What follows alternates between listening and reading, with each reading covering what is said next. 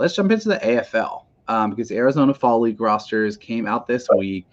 Um, and we'll spend a little time with guest appearances from your dog, breaking down rosters here. I think we should start with like my question for you always, because I feel like you are someone who knows like the history of all of these things really well.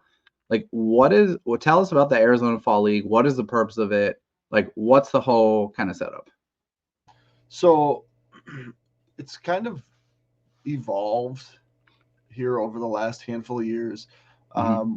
What the AFL used to be was kind of the last stop for a lot of guys that were on their way to the major leagues.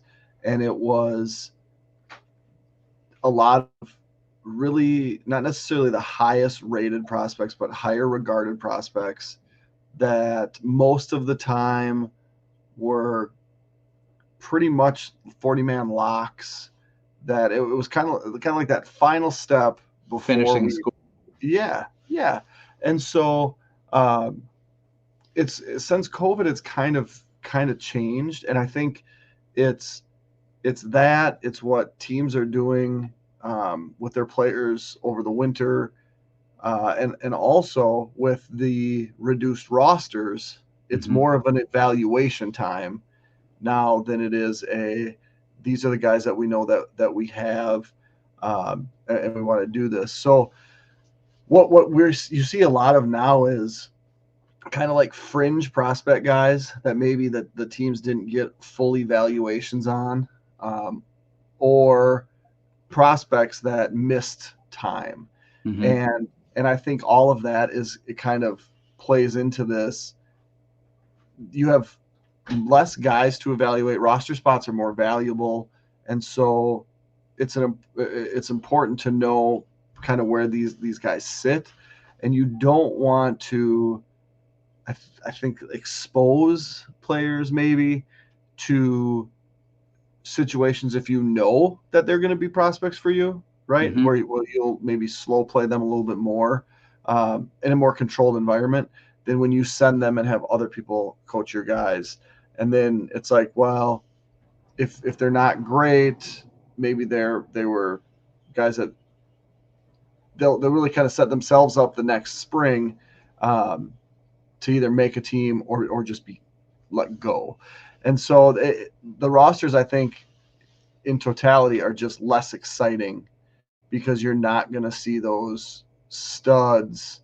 Like I'm pretty like the Bryce Harpers and the Mike Trouts that played in the Arizona Fall League. You're just not going Mm-hmm. to see those guys because the teams are going to protect them a little bit more, um, and they kind of know their path, and the AFL is not necessarily that path anymore.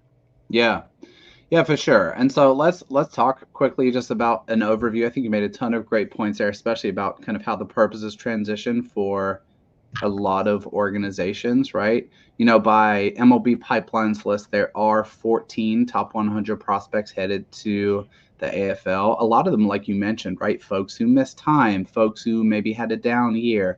But you also have, I think, some cases of folks outside of that. So, like Jack Caglianone is going for the Royals. That seems maybe a little bit unusual given that he just got off like his like biggest grind of a season ever, right? And there doesn't seem like a ton of motivation there unless they're trying to really get him moving. Another guy I would point to is like maybe a little bit more of that kind of form of purpose that you spoke to of like finishing schools, like Bryce Eldridge, who had just an absolutely monster year for the Giants organization. He was a 2023 draftee, but he's up to, I think he's all the way up to AAA now.